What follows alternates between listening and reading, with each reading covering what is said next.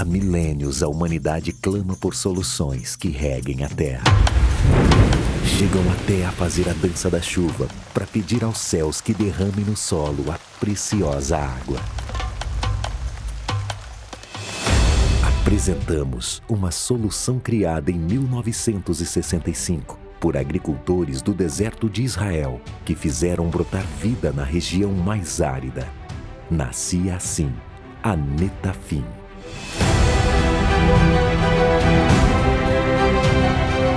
Esta tecnologia chegou ao Brasil em 1990 e hoje já conta com milhares de projetos, proporcionando aos agricultores maiores rendimentos e safras de excelente qualidade. Considerada como uma tecnologia de precisão que atende a todos os tipos de produtores, da agricultura familiar à de larga escala, podendo trabalhar em harmonia com outros sistemas de irrigação, extraindo o melhor de cada tecnologia, otimizando a área irrigada com ganhos operacionais do plantio à colheita. Irrigar é ter 12 meses produtivos, máxima eficiência de insumos, neutralizar efeitos do clima, nutrir a cada irrigação, valorizar a sua propriedade. Na Netafim, somos orgulhosamente irrigantes e o DNA inovador está presente em cada um de nossos colaboradores, nosso ativo mais precioso. De agricultores para agricultores, transformando sonhos em realidade no solo brasileiro. Uma nova fazenda embaixo dos seus pés. Netafim, ajudando produtores em todo o mundo a produzirem mais com menos. Nossa boa tarde. Em nome da organização do evento, nós gostaríamos de dar as boas-vindas a todos vocês que irão nos acompanhar nesta mesa redonda que traz como tema fontes hídricas alternativas e produção vegetal em regiões secas. O tema por si só já fala da sua importância, principalmente se nós considerarmos a necessidade de caminhar na perspectiva, de uma segurança hídrica, seja para a agricultura irrigada, seja para a segurança alimentar. Eu me chamo Nonato Távora, sou engenheiro agrônomo, professor do Departamento de Engenharia Agrícola da Universidade Federal do Ceará. Dizer da nossa satisfação em moderar esta mesa redonda, que tem como palestrantes os doutores Salomão Medeiros, doutor Cláudio Ivan Lacerda e o doutor Jorge Ferreira. Infelizmente, o doutor Jorge Ferreira, ele não irá fazer a sua palestra, está conosco, até muito agradecemos por sua presença, mas o Jorge teve um pequeno problema de uma virose e, por recomendação médica, ele está um pouco afônico e não é recomendável que ele possa, nesse momento, apresentar a sua palestra. Mas, já em nome da organização do evento, a gente agradece ao doutor Jorge, que é uma pessoa que tem sido muito solícita, aí aos convites do Inovagre, e desejar ao Jorge que possa logo recuperar aí a sua garganta, a sua virose, tá? Bom, então, nós iniciaremos as apresentações com o doutor Salomão Medeiros. Eu fiz aqui uma síntese da síntese da sua apresentação, Salomão. Se você achar que é muito reduzido, você pode acrescentar, tá bom?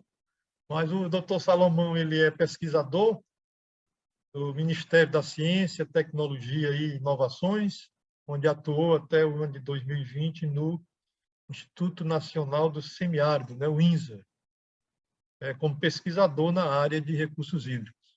O Salomão ele desempenhou diversas funções no INSA, dentre as quais foi diretor-geral do Instituto.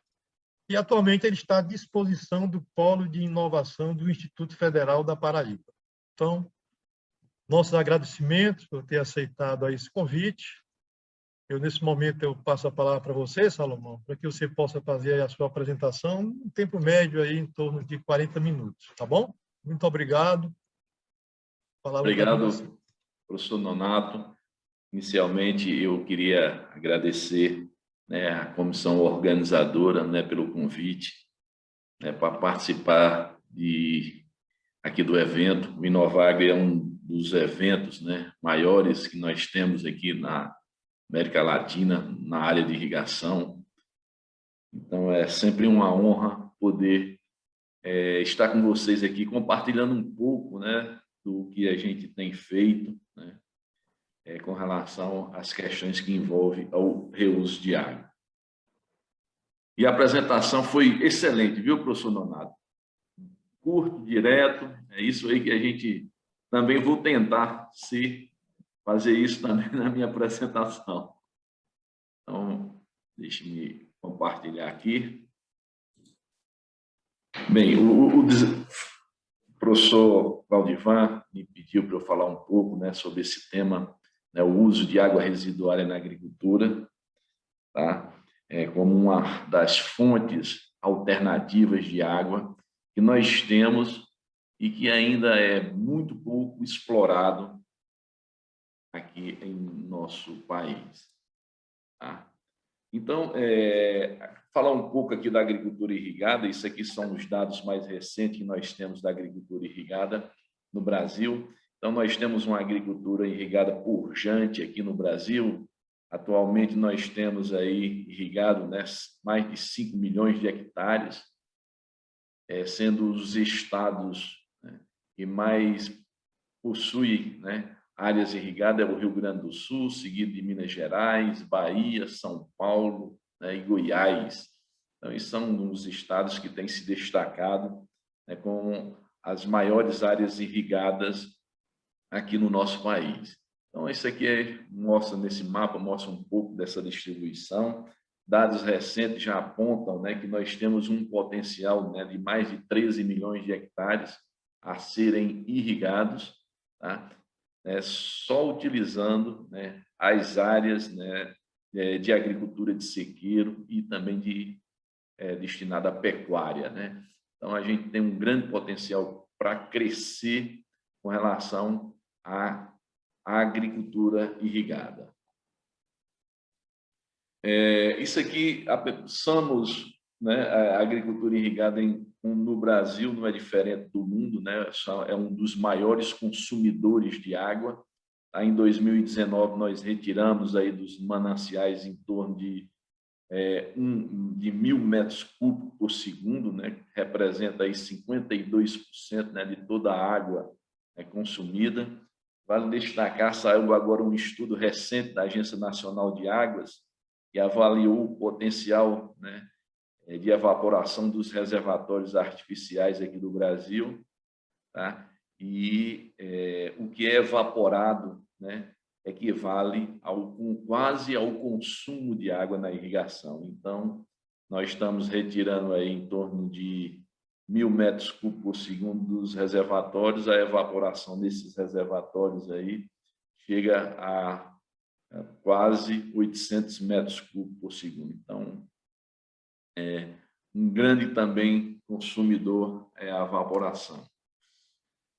E devido a esse potencial, né, de áreas que nós temos aí para irrigar, tá? Então, estima-se que até 2030, tá, nós iremos consumir a mais aí 313 metros cúbicos por segundo. Então, ainda é bastante água.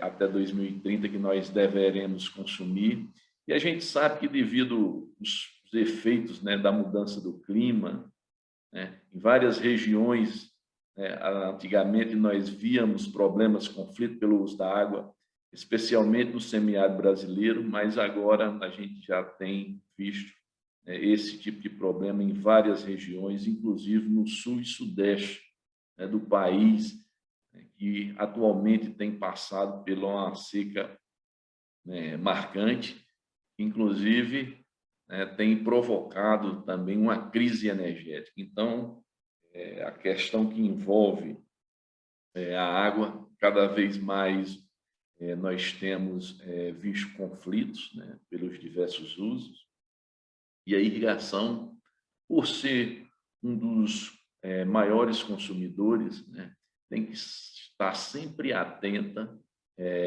com relação a isso, devido esse potencial que tem, né? E eu coloco a irrigação como um dos setores mais frágeis, porque quando mais precisa de água, tá? É justamente nos momentos onde há os maiores conflitos, né? Então, nós temos que estar sempre atento e buscando, né, além de promover uma gestão eficiente do uso da água da agricultura, mas também procurar fontes alternativas de água para que a gente possa sempre estar compatibilizando oferta e demanda de água, tá? Como eu vou falar um pouco de área de reuso de água, principalmente na agricultura, isso não é uma novidade, só a gente olhar aqui para esse número, a gente vê que a área atualmente fertirrigada só com cana-de-açúcar, né, que é uma água residuária proveniente, né, do processo, né, de processamento da agroindústria, do setor sucoalcooleiro, certo? Nós já temos aí quase 3 milhões de hectares que são fertirrigados aqui no Brasil, né, com água residuária de origem, né, do setor sucoalcooleiro. Então, nós já temos feito isso, tá? E o que eu quero mostrar aqui é o potencial que nós podemos ter com as águas residuárias urbanas. Então, quando nós avaliamos aqui essas áreas fertirrigadas, a gente pode observar que grande parte fica na região centro-oeste ou sudeste, né? Então, são regiões que hoje, né, temos, né, uma grande área, né, já sendo fertirrigada, né, com esse tipo de efluente. Temos alguma coisa aqui no Espírito Santo e também alguma coisa na Bahia, tá? Também que é fertirrigado. Então, se nós olharmos aí o que nós temos de área irrigada e fertirrigada, nós chegamos aí a 8,2 milhões de hectares, tá? Aqui tem essa tipologia, né, do que a gente tem em termos de área irrigada e fertirrigada. Então, a gente observa aqui, por exemplo, aqui nós temos uma grande concentração, né, uma grande área, né, e chega a quase 16% da área irrigada com arroz, né? Esse arroz majoritariamente está ali no Rio Grande do Sul e também alguma coisa aqui no Tocantins, no estado do Tocantins. A cana irrigada, né, também nós temos aí que pode chegar a 9% da área total irrigada. Tem também alguma área com café que chega a 5%. Temos uma extensa área com cereais, né, sobre pivô central, né, que chega próximo dos 18% da área irrigada total. E aí nós temos aí 16%, né, com outras culturas aí que entra grande parte aí da fruticultura nacional, que é praticada aí no Vale do São Francisco, tá? Também aí no Ceará, né, nós temos também uma grande área irrigada no Ceará, também no Rio Grande do Norte, né, onde nós produzimos frutas para a exportação. Então, esses são os números, são números que têm trazido, né, como é que eu posso dizer, um grande impacto, né, tanto econômico como social, porque nessas áreas irrigadas, né, nós sabemos que, por exemplo, no caso da fruticultura aí no Vale do São Francisco, no caso da uva, nós conseguimos, né, quase 3 produções por ano, né? Então, a agricultura irrigada, ela tem promovido um desenvolvimento econômico e social no país muito grande, tá? Por outro lado, nós temos, né, alguns problemas com relação à gestão da água que nós precisamos resolver. Nós todos sabemos que existe um espaço muito grande com relação ao uso eficiente da água na irrigação. Então, nós temos evitados esforços, né, aí aqui no Brasil, vários pesquisadores, né, tem dado uma grande contribuição nessa questão da gestão da água.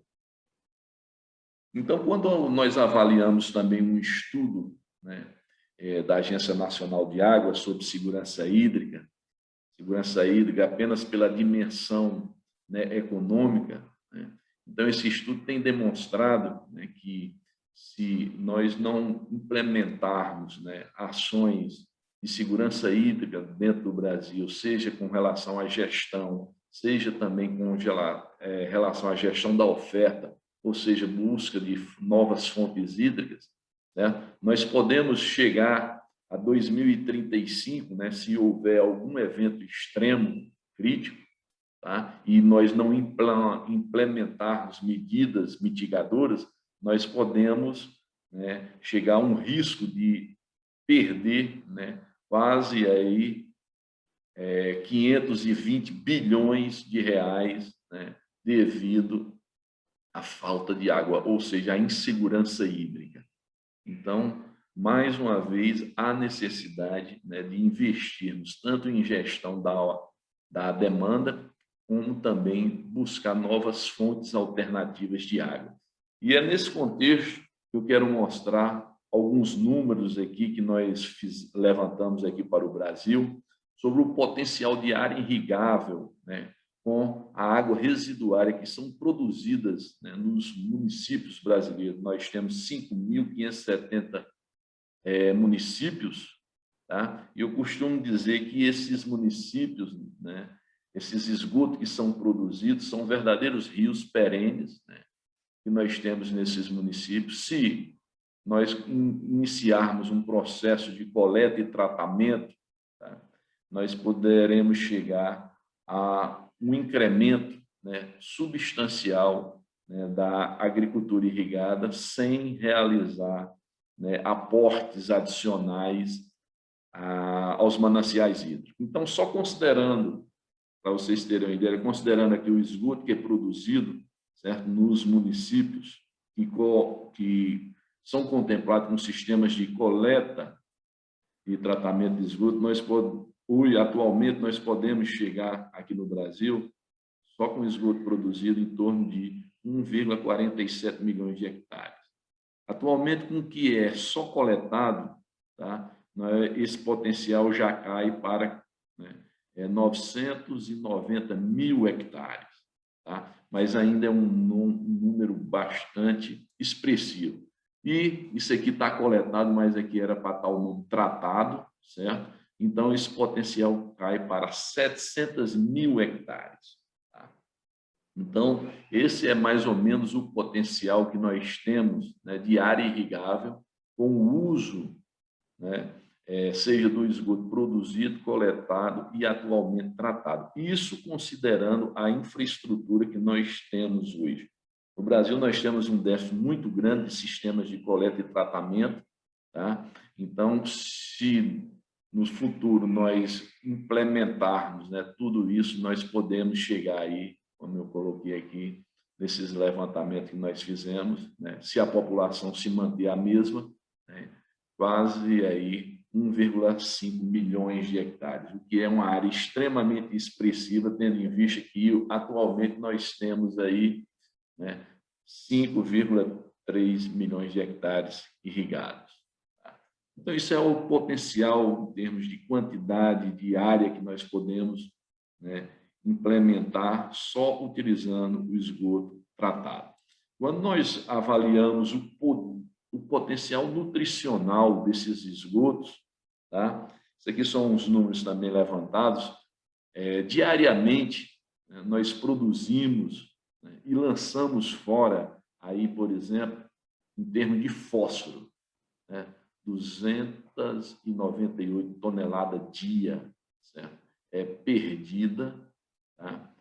Em termos de potássio, a estimativa que fizemos chega a 639 toneladas dia, e nitrogênio, né, ultrapassa aí a casa de 1.000 toneladas dia. E esses são os nutrientes, né, essenciais para que a gente tenha uma agricultura pujante. Tá? Então, nós estamos desperdiçando, né, dois insumos fundamentais para a agricultura, que é água, tá? E nutrientes. Então, por isso que a gente fica, né, sempre batendo na tecla desse potencial que o Brasil tem para fazer reuso de água. Então, quando a gente fala em reuso, a gente vê no Brasil duas dimensões do reuso. Uma dimensão que eu chamo de periurbana. O que é a dimensão periurbana? São aqueles pequenos municípios que têm uma pequena vazão disponível, tá, de água, tem uma pequena vazão disponível, onde você pode fazer uma irrigação, né, em termos de área, que pode variar de 100 até 1.000 hectares. Então, nós chegamos à casa aí de 1.179 municípios e nós podemos fazer uma agricultura periurbana. Essa agricultura periurbana, nesses 1.175 municípios, pode alcançar uma área total aí de 350.000 hectares, né, distribuído aí em todo o país. Então, é uma área expressiva. Hoje eu assisti uma palestra bem interessante sobre hidroponia, sistemas hidropônicos, né? Então, a gente, quando vê, né, esse potencial de área, né, e utilizando essa água de reuso tratada para, né, produzir em estufas, então, a produção agrícola que nós podemos ter, né, com a água de reuso é extremamente expressiva. Tá?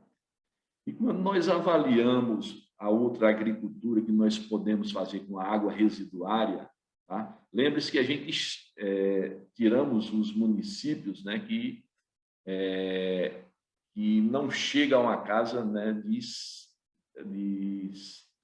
99 hectares. Então, esses municípios foram descartados.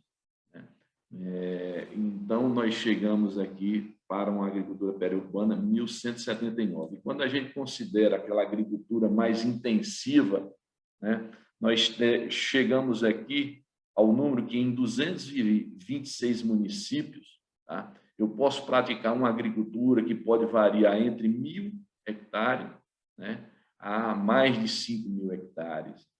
Então, alcançando aí uma área irrigável, né, um potencial de irrigar, né, 1 milhão de hectares. Então, isso aqui é a distribuição. A gente vê que grande parte desses municípios, desses 226 municípios, né, eles estão localizados aí na região sudeste. Tá? Quando entramos isso na região nordeste, são aqueles municípios maiores. Tá? Aqui entra também o polo, né, de Petrolina e Juazeiro, onde há uma grande disponibilidade de água residuária, e o restante são nas faixas litorâneas, né, onde há as grandes capitais, né, as grandes cidades das regiões metropolitanas, que produzem uma quantidade, né, de esgoto suficiente em que nós podemos, né, praticar uma agricultura mais intensiva, ou seja, né, com grandes áreas acima de 1.000 hectares. Então, isso é um potencial extraordinário que eu acredito que nós temos aqui no nosso país, né, para avançar com a agricultura irrigada. E aqui nós temos aqui alguns exemplos de uma agricultura que a gente tem feito aqui no semiárido, que podemos considerar de uma agricultura periurbana. Então, aqui alguns exemplos aqui de alguns municípios. Né? Aqui esse município é no Rio Grande do Norte, onde nós aproveitamos todo o efluente, parte do efluente que era tratado nessa estação, certo? E utilizamos aqui para a produção de forragem, por exemplo, tendo em vista que um dos grandes desafios da pecuária, né, do semiárido é a garantia da segurança forrageira. E nos períodos de seca, certo? A alimentação é muito escassa, então nós poderíamos abrir mão da água residuária para implementar, né, uma agricultura periurbana nesses pequenos municípios que pudesse garantir, tá, a segurança alimentar desses animais. Aqui nós estamos falando aqui, por exemplo, desse aqui, para quem não conhece, essa cultura que a gente está cultivando aqui é a palma forrageira. Ela é uma cactácea adaptada, né, às condições semiáridas e que é uma excelente fonte, né, de alimento. E ela tem respondido muito bem à produção, ou seja, à aplicação de água residuária. Essa área aí nós conseguimos, né, em torno aí de 250 toneladas por hectare de matéria verde, aplicando aí 2 litros por semana por planta. Tá? Então, nós conseguimos números expressivos, né, de produção de matéria verde.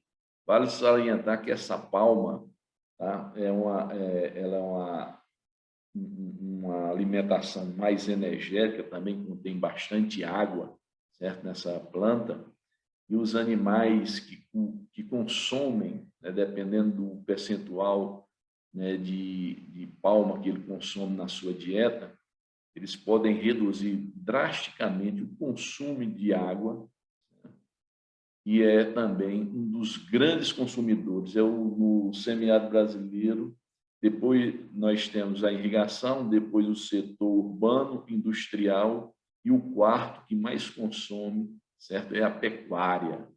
Então, a pecuária do semiárido é o quarto maior consumidor de água. Então, dentro dessa estratégia que a gente está colocando aqui, nós poderíamos também impactar, certo, esse quarto consumo de água. Tá? Aqui também são outras áreas que começamos a implantar na Paraíba, né, nesse município Frei Martim, como eu falei, é um município pequeno, onde a gente faz uma irrigação periurbana, e também em São Fernando, que devido ao volume de esgoto que é produzido, né, que fica, certo? E fica na faixa entre potencial entre 100 hectares, né, a 1.000 hectares, esses municípios, que eu chamei de periurbano. Então, aqui nós temos aqui, né, consórcios, né, também de palma forrageira com outras leguminosas. No caso aqui, a gente utilizou aqui a gliricídia. A gliricídia também é uma planta muito adaptada às condições de semiárido, que é uma excelente fonte de proteína. Então, nós temos observado, né, que o reuso, né, ele pode ser uma realidade, né, dentro do Brasil, e especialmente também no semiárido brasileiro. E também o reuso, a gente tem realizado os estudos que o reuso pode ser também uma das alternativas interessantes para a recuperação de áreas degradadas. Tá? Então, nós já realizamos vários estudos, né, de longa duração que eu falo acima de 6 anos, né, até 6 anos, desculpe, até 6 anos, e avaliamos, né, o potencial, né, do reuso na recuperação de áreas degradadas. Trabalhamos com sistemas agroflorestais, também com silvicultura, certo? E o reuso tem se prestado também como uma excelente ferramenta na recuperação de áreas, né, degradadas ou em processo de desertificação. É uma área experimental que a gente trabalhou, tá? Mas os resultados são extremamente favoráveis, tá? No que tange à recuperação de área também degradada, né? A tecnologia do reuso. E também a gente tem desenvolvido alguns trabalhos de reuso, né, objetivando também o pequeno agricultor. Isso é uma proposta que nós realizamos, né, de um projeto de pesquisa que objetivava 2 coisas. Primeiro, criar um modelo de saneamento básico para as famílias rurais do semiárido, que predomina. Então, dos quase 2 milhões de estabelecimentos agrícolas que existem no semiárido, né, quase que 89% é agricultura familiar. Então, é uma população extremamente vulnerável do ponto de vista sanitário e também do ponto de vista de ter disponibilidade de água em sua propriedade. Então, nós desenvolvemos um modelo de saneamento para essas famílias, né, associado à tecnologia do reuso de água. Né? Então, aqui é o modelo, aqui onde nós montamos aqui um sistema que coletava primeiro a água de chuva, né, da família. Então, a tecnologia do aproveitamento de água de chuva, né, através da cisterna, já é bastante consolidada na agricultura familiar do semiárido brasileiro. Não estou dizendo que toda família é contemplada com essa tecnologia, mas ela já é bastante consolidada, certo, na região, como uma tecnologia que tem trazido segurança hídrica, principalmente para as famílias que moram em áreas rurais.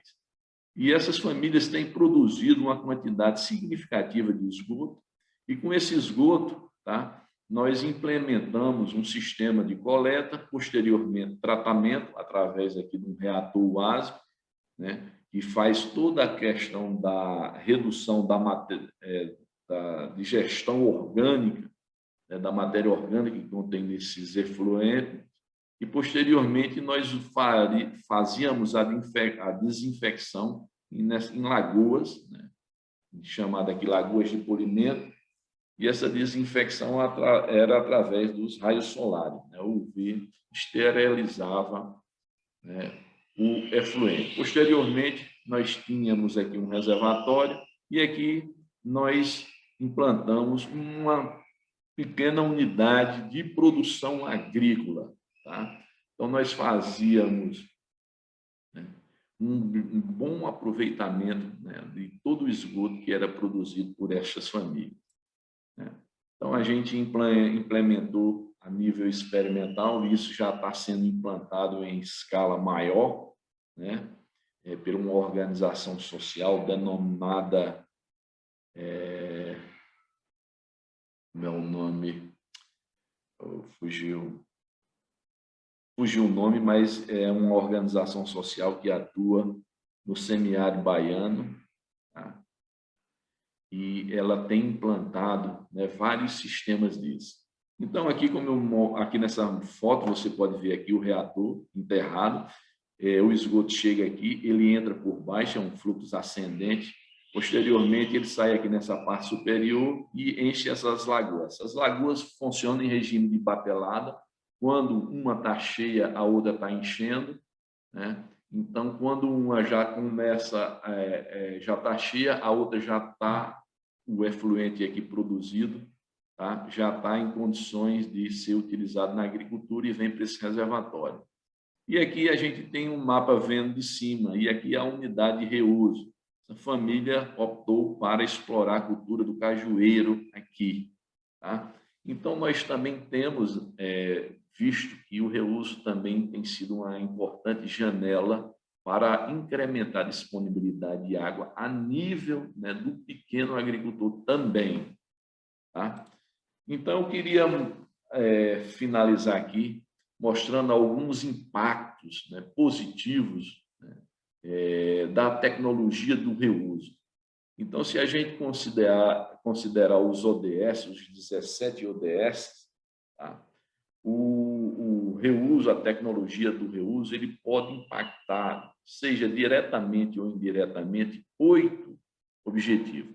O primeiro é com relação à erradicação da pobreza, tendo em vista que a agricultura irrigada, tá, através do reuso, né, ela pode promover, né, redução da pobreza.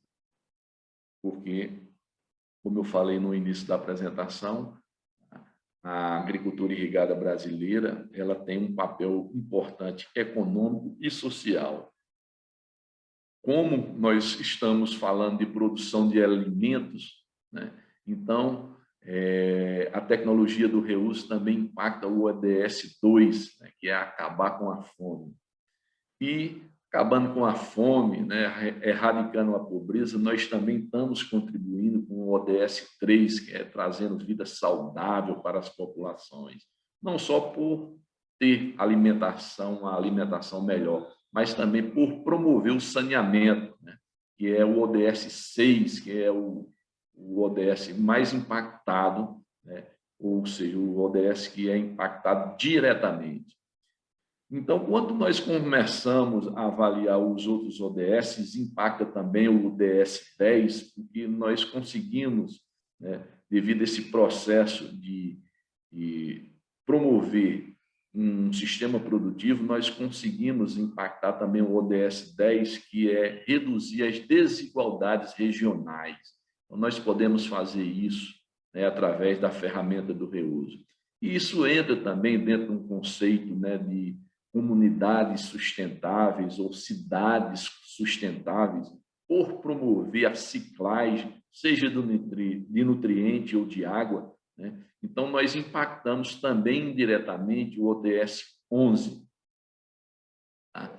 E também o ODS 12, né? Porque quando você imagina fazer ciclagem de nutriente, você também impacta o ODS 12, que é a questão que envolve, né, produção e consumo sustentável.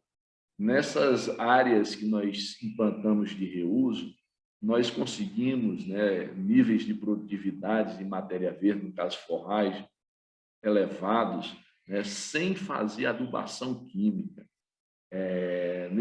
Nessa agricultura familiar que eu mostrei, tá, nós tivemos, né, produções satisfatórias de produção de caju, tá, também sem promover adubação química. Toda a fonte de água e de nutriente que as plantas, né, consumiram foi derivada do próprio efluente tratado. Tá? E, por fim, tá, nós enxergamos que a ferramenta de reuso também é uma ferramenta, né, tanto de mitigação, tá, como também de aclimatação dos efeitos, né, das mudanças do clima. Então, a gente enxerga que o reuso ele pode vir, né, como uma ferramenta também de mitigação dos efeitos, tá, com relação aos problemas que nós já estamos sentindo, principalmente no semiárido brasileiro, né, que é essa instabilidade, né, da falta regular de chuva, e quando nós temos chuva, essas chuvas são com altas intensidades e não consegue se infiltrar de maneira adequada no solo e a gente perde grande parte da água, né, o escoamento superficial. E isso tem inviabilizado, né, a agricultura, né, de sequeiro. Então, nós enxergamos que o reuso ele tem uma grande contribuição para a agricultura irrigada, não só do Brasil, né, mas também ao saneamento. Então, a gente pode e enxerga que o saneamento, né, ele pode contribuir, né, imensamente com a agricultura irrigada, e a agricultura irrigada contribuir com o saneamento, porque a gente vê uma janela de oportunidades de negócios. Então, nós poderíamos, no futuro, após uma institucionalização já do reuso, nós poderíamos ter novos arranjos produtivos, novos modelos de negócios de venda de água de reuso para a agricultura, né? E aí a gente promover uma simbiose bastante interessante entre o setor agrícola e também o setor, né, de saneamento, né? Tendo em vista que nós temos itens essenciais para a produção de alimentos, que é água e também nutrientes. Então, queria encerrar aqui agradecendo aos colegas aqui do Inovagri, e estamos aqui à disposição para perguntas, enfim. Doutor Salomão, muito obrigado. Parabéns pela sua bela reflexão, né? Você colocou aí números muito interessantes, com certeza irá propiciar um debate bem interessante.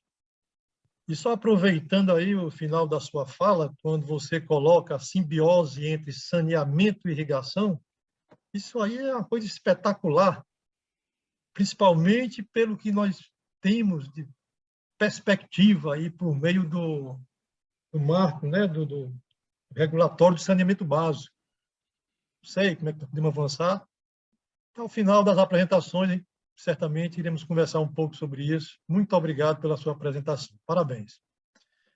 Bom, então, Agradeço, Márcio. dando sequência, nós convidamos ao professor Claudivan Lacerda. Também fiz uma síntese aqui do currículo do Claudivan, que é muito extenso também. O Claudivan ele é professor titular do Departamento de Engenharia Agrícola da Universidade Federal do Ceará, é pesquisador do Instituto Nacional de Ciência e Tecnologia em Salinidade, é bolsista de produtividade do CNPq, e atualmente o Claudivan ele exerce o cargo de cientista-chefe da agricultura no estado do Ceará. Seria muito mais a falar sobre o currículo do professor Claudivan, fui muito sintético, mas enfim, Claudivan, eu passo a palavra para você, fique à vontade. Natal, que é isso? Só para... Está excelente, excelente. Primeiramente, agradecer a apresentação. Eu gosto muito dessas apresentações resumidas, né? Eu acho que o currículo da gente já está disponível em qualquer lugar, né? Eu acho que é isso aí mesmo. Gostei muito. Agradecer pela apresentação. Agradecer à organização do Inovagre, né? Do CONIRD, principalmente porque nós permitiram a gente organizar essas mesas nessa sala 2 de hoje, né? E a primeira de amanhã, que tratam de assuntos, né, que têm relação com o semiárido, né? Nós discutimos hoje a parte de cultivo protegido, né, eficiência do uso da água, produção de biomassa para alimentação animal, e agora temos essa parte de águas alternativas, né?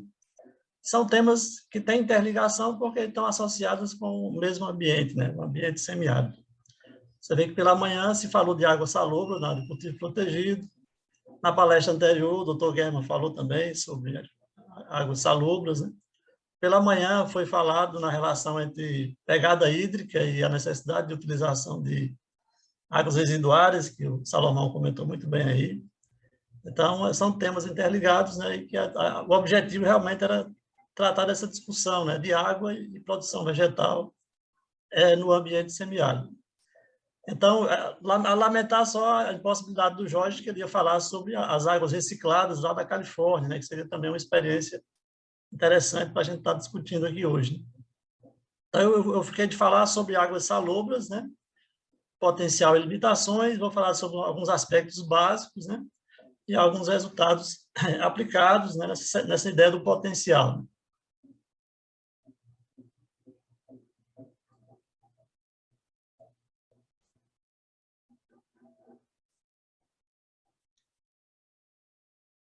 Pronto, então, inicialmente, eu queria definir aqui, né, e apresentar esses conceitos básicos, né, do que seria água doce, água salobra e água salina.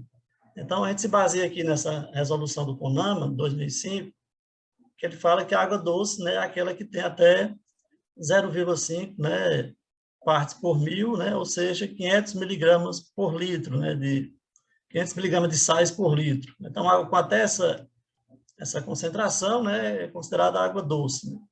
Uma água salobra é de 0,5 partes por mil até 30 partes por mil. É como se eu tivesse de meia grama até 30 gramas por litro, né? E as águas salinas são aquelas que têm acima de 30 gramas por litro. Ao pé da letra, né, nós podemos dizer que as nossas águas continentais ou elas são doces, né, ou elas são salobras, né? As águas salinas, esse conceito se emprega mais, né, para as águas do oceano, né? Embora é usado na literatura muitas vezes como sinônimos, né, de águas salobras e águas salinas. Alguns autores também apresentam uma conceituação diferente, né? Então, esse trabalho aqui, feito por Feitosa e Diniz, 2011, ele já separa, né, em água doce, água salobra e água salgada, né? Já é um conceito diferente, até as concentrações são bem diferentes, né? Então, aqui você vê, ele estudou a distribuição de cerca de 18 mil poços, né, na zona semiárida, né, onde ele encontra, né, águas doces, né, águas salobras e águas salgadas, né, segundo a definição que ele utilizou, né. A gente pode considerar que, para fins de irrigação, as águas salobras são aquelas que têm acima de 0,8 decímetros por metro ou acima de 500 miligramas por litro. A maioria dos autores menciona que abaixo disso aí não há qualquer restrição. Então, vamos considerar, então, E a gente tem considerado nos nossos estudos, né, esse valor de 0,8 como limite, né? Alguns falam 0,7, mas eu estou seguindo também um pouco o que o CONAMA menciona, né? Eu estou considerando como água salubre 500 miligramas, que corresponde a aproximadamente 0,8 decímetros por metro. Bom, então, primeiramente, quais são as limitações, né? Existem limitações que a gente não pode negar, né? E essas são as limitações de ordem biológica, né? As limitações em termos de impacto sobre o solo e as limitações que podem ocorrer e ocorrem em grande parte do semiárido, que é em termos de vazão, em termos de disponibilidade. Bom, em termos biológicos, né, de modo geral, as células vivas, né, vegetais e animais, elas não se dão muito bem com a concentração elevada de sais. Né? No caso dos vegetais, a gente já sabe, né, que é o processo de absorção de água e os processos vitais, né, eles são impactados pela salinidade. Certo? Então, eu coloco primeiramente uma célula animal, né? A célula animal, ela tem esse comportamento em termos da relação interna com o meio externo. No caso, o meio externo seria de um outro tecido, né? De um outro tecido do próprio organismo. Então, é uma célula que tem uma alta concentração interna de solutos, né? E ela convive com alta concentração externa também. Então, há um equilíbrio, né, osmótico entre o meio externo e o meio interno, e ela faz isso usando bombas, né, as famosas bombas de sódio e potássio que existem nas membranas vegetais. Porém, isso aqui é uma célula, né? Quando você pensa no termos do organismo, né, talvez o exemplo mais impactante é dos animais que vivem no oceano, né? Porque eles vivem em concentrações altíssimas de sais, porém as células deles não, né? Eles são protegidos, né? Ele tem mecanismos de convivência com a salinização externa, né? Então, o peixe de água salgada, né, que é o exemplo que está sendo dado aqui, ele é o peixe que absorve água pela boca, né? Ele bebe água, né? Então, primeiramente, ele pode controlar a absorção de água, né? Pela própria boca, né? Porque ele não pode beber muita água, porque ele não vai suportar, né? Então, o que ele tem, na verdade, é um processo de filtração, né? Que vai jogar sais de forma, gastando energia para fora do ambiente. Né? E esses peixes, né? Eles produzem pouquíssima urina, eles excretam, né? Uma parte dos sais, né? Na urina, e é uma urina bem concentrada. Diferentemente do peixe de água doce, né? Que ele absorve água por osmose, né? Esse aqui, ele perde água por osmose. Certo? Então, é um mecanismo, né? Para proteger as células, né? Que não podem conviver com altas concentrações de sais. Você pode até dizer que o peixe da água doce tem aquele gosto de terra, né? E o peixe da água do mar tem água um pouco mais salgada, a carne, né? Mas se você não colocar sal, ele não fica no ponto, né?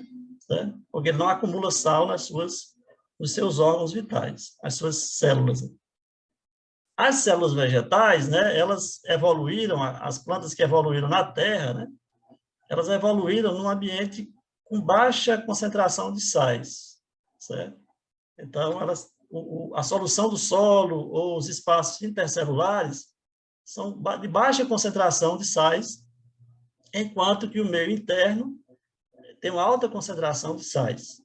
Só para vocês terem uma ideia, né, uma célula da raiz ela pode ter dentro da célula uma concentração 1000 vezes maior de potássio do que no meio externo. Ou seja, ela tem a capacidade de concentrar os sais internamente. Isso só foi possível porque as células vegetais, elas têm uma parede, né?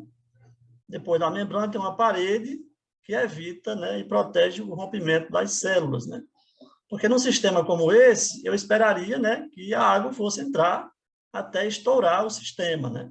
Porque há uma diferença de gradiente e a água entra por osmose, né? Porém, ela consegue manter, né, a entrada da água que provoca a formação da pressão, né? A chamada pressão de turgescência. Bom, mas aqui é uma célula também, né? Aí aqui se você colocar os sais, eu simbolizei esses pontozinhos vermelhos, é como se eu tivesse uma solução salina, né? Aqui é um ambiente não salino e aqui é um ambiente salino. Então, o que o ambiente salino faz, a primeira coisa, é diminuir o gradiente. Porque a diferença de concentração entre o meio externo e o meio interno diminui. Então, isso impacta a absorção de água. E como tem muitos sais, imagina que tem muito sódio, por exemplo, a planta ela absorve parte desse sódio. E aí o sódio internamente começa a causar toxidez. Isso é uma limitação dos recursos salinos, né? Que vão causar o efeito da redução na absorção de água, ou, se os sais forem absorvidos, causarem um efeito de toxidez para as células. Né? Porém, né, as plantas, assim como os peixes, né, eles desenvolveram um mecanismo para conviver com isso também. Né? É claro que conforme os ecossistemas. Né? Então, no manguezal, essas plantas ela têm um sistema de filtração nas raízes, que reduz a carga de sais até chegar nas folhas. Né? Então, é um mecanismo que permite que elas vivam no mangue. Né? E o mangue não é água do mar, certo? A água do mar banha mais a praia, né? Aquela areia da praia, onde não nasce nada, né? Ali é porque todo dia é banhado pela uma água com a concentração de sais acima de 30 a 35 gramas por litro, né? De sais, principalmente o cloreto de sódio. O mangue é uma mistura de água do mar com água do rio, né? E água de chuva, né?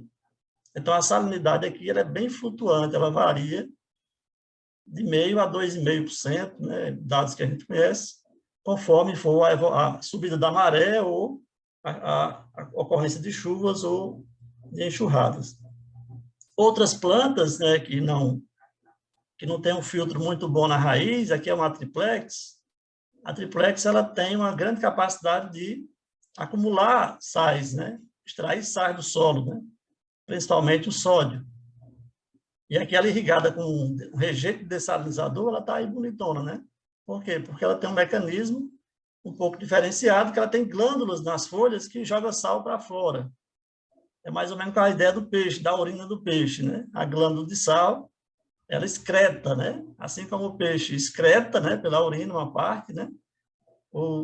Essa triplex, ela excreta através de glândulas foliares, de modo que as células, ali onde está o cloroplasto, né? A concentração dos sais é baixa, né? Porque senão não funcionaria o processo fotossintético. Bom, e das plantas que nós conhecemos, né, nós temos o coqueiro, que é uma planta tolerante. Você vê aqui o coqueiro irrigado com água de até 20 decímetros por metro. Cai o crescimento, né, mas ele não apresenta, não morre, né? Não morre fácil, certo? Às vezes você não nota nem muitos sintomas de toxidez. Mas é muito claro a redução do crescimento, principalmente a partir de 5 decímetros por metro, né? Aqui está 0,9, aqui está 5, aqui já está 10. Ó, com 10 você já nota uma redução no crescimento da planta, certo? E você pode ter um efeito mais drástico, né? Por exemplo, se você irriga uma muda de cajueiro com pulverização, né? Aspersão, você causa aí um efeito direto, né? Uma queima, né? Na planta, né? Então, tudo isso aí você nota que há essa limitação de ordem biológica, né? E que, exceto aquelas plantas que evoluíram em ambientes salinos, né? As demais, que são as plantas cultivadas, elas sofrem, né? O efeito é mais ou menos conforme os mecanismos de tolerância, certo? A outra questão é se essas águas, né, que afetam o vegetal, se ela afetaria a fertilidade do solo, né? Isso é uma questão interessante, né? Eu coloquei aqui duas águas, né? Uma água, chamei de água 1 e água 2. A água 1 ela tem uma salinidade de 3,1 e a 2 de 2,3. São classificadas como águas salobras com restrição moderada, né?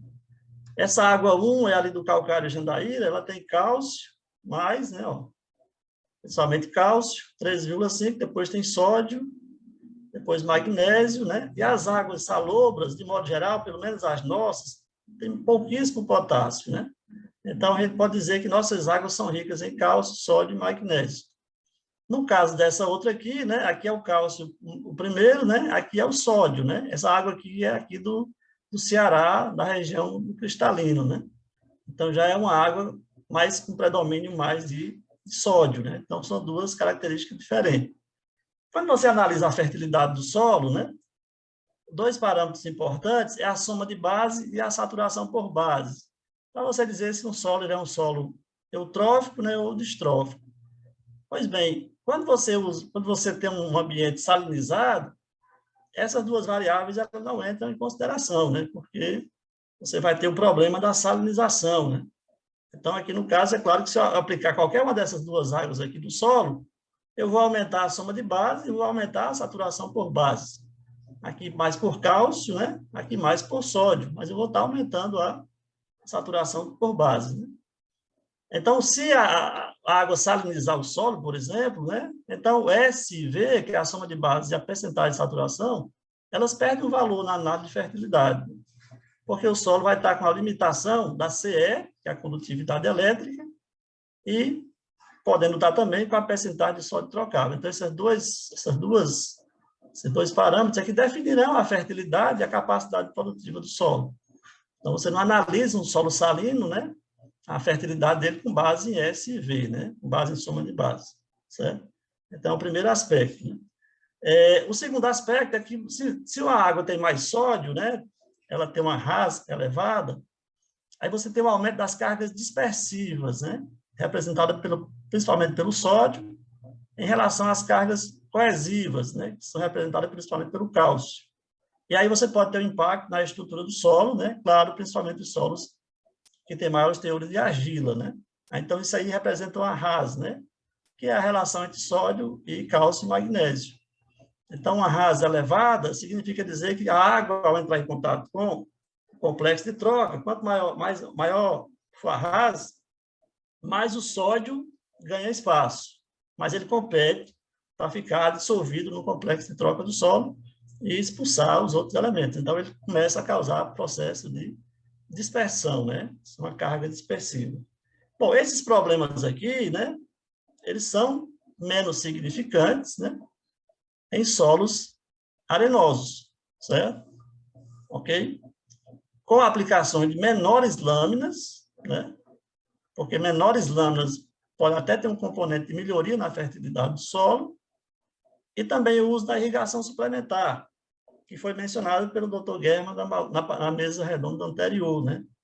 E também pelo professor Pedro, né? Pedro Medeiros, né? Ok?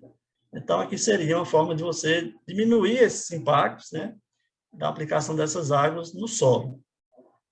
Bom, aí a pergunta é, qual é o potencial? Ela tem limitações, né? Daqui a pouco eu vou falar também da limitação em termos de vazão, né? Porque ela não é geral para todo o semiárido, mas é uma limitação que existe, particularmente na maior parte das águas salobras no estado do Ceará. Então, o potencial dessa água no semiárido, ela, assim como também falou muito bem o Guilherme, né? O semiárido tem diferentes realidades, né? Certo? Então, eu pego aqui um exemplo, né, aqui da região de Mossoró, né? Em Mossoró tem um aquífero, né? Isso aqui é um dado de 2017, que tem aqui o calcário Jandaíra, que tem uma salinidade maior, e o Aranita Sul, que tem uma salinidade menor. São dois aquíferos, né? E o cara que trabalha com irrigação, ele pode manejar as duas águas, pode ser através da mistura, por exemplo, e trabalhar dentro de uma faixa de salinidade menor, né? Aceitável pela plantação, como ocorreu nos cultivos de melão aí nos últimos, pelo menos depois de 2014, né? Somente com a seca que aconteceu na década passada. E essa água, quando eu mostrei naquele exemplo anterior, essa água aqui, ela tem uma relação cálcio-sódio maior que 1. Então, ela tem cargas mais coesivas em relação a cargas dispersivas, né? E, além disso, aquela região ali, os solos são bem arenosos, né? Então, os riscos de usar essas águas lá, mesmo com a salinidade de 2, 2,5 após a mistura, né? É um risco bem menor, né? Aqui, uma outra realidade que a gente fez uma análise recentemente, aqui numa fazenda aqui na Jaguaruana, né? Aqui na região de Jaguaruana, em que lá eles não têm água, é uma fazenda grande, né? Que tem vários poços, e aí você tem a salinidade dos poços. O que eles têm são os poços menos salobros, né? Na faixa de 1,6 a 2, e tem uns que têm uma concentração maior de sais. Então, aqui é o dilema, como é que vou aplicar essas águas aqui, né? Esse sistema de aspersão. É possível? É. Agora, com uma estratégia muito segura, né? Um detalhe também, assim como os poços lá do Rio Grande do Norte que eu mencionei, aqui são poços de vazões elevadas, certo? Então, uma situação aqui em Mossoró, essa situação aqui no Ceará, e uma situação que predomina no semiárido, né? Na região que a gente chama do cristalino, que aí eu coloquei que é o grande desafio, né? São as águas salobras que estão no cristalino, E é um desafio por alguns aspectos que eu vou mencionar, né? Certo? Então, isso aqui foi mostrado, inclusive, pelo professor Pedro na palestra anterior, aqui no estado do Ceará, onde eu vou apresentar a maior parte dos dados, que o Ceará ele tem essa parte central aqui, né, todinha, né? Ela é a região chamada do cristalino, onde tem regiões, né, de solos rasos, né? E você tem as regiões sedimentares, né? Aqui na Ibiapaba, aqui no Cariri, aqui no Apodi, né? E na faixa costeira, né? Aqui também. Então, essa parte aqui, se nós pegarmos aqui o mapa das águas... essa região aqui do cristalino, uma limitação que tem é áreas, né? Então, primeiramente, dentro dessa faixa do cristalino, que eu falo que é um desafio, então, às vezes você olha assim, pega um retrato da paisagem, né, que você vê a Caatinga como ela está agora, né? Aí você vê aqueles morros, né, que ali não tem como, né? Se você desmatar, você vai possivelmente levar a um processo de desertificação. Então, você encontrar áreas extensas, né, com centenas ou milhares de hectares, não é uma coisa tão simples, né? Porque você vai ter algumas partes que o cristalino está soterrado, né? Mas você não tem grandes áreas que você possa imaginar, exceto nas regiões, né, que você encontra dentro dessa faixa ali, que são nas faixas de aluvião, né, que já são outro componente, né? Então, nós temos essa limitação dentro do cristalino, né? A primeira seria as áreas, né? E aqui nós temos o Ceará, né, que você vê a qualidade das águas subterrâneas, que é o foco aqui principal, já que nossas águas superficiais não tem tanto problema, né? Você vê que onde tem as bacias sedimentares aqui, ou mesmo aqui no centro-sul, né? E aqui na Ibiapaba, onde nós temos as águas doces, né? E aqui no centrão, aqui, nesse meio, não é que não tem água doce, tem, você vai encontrar, né? As partes mais baixas, né?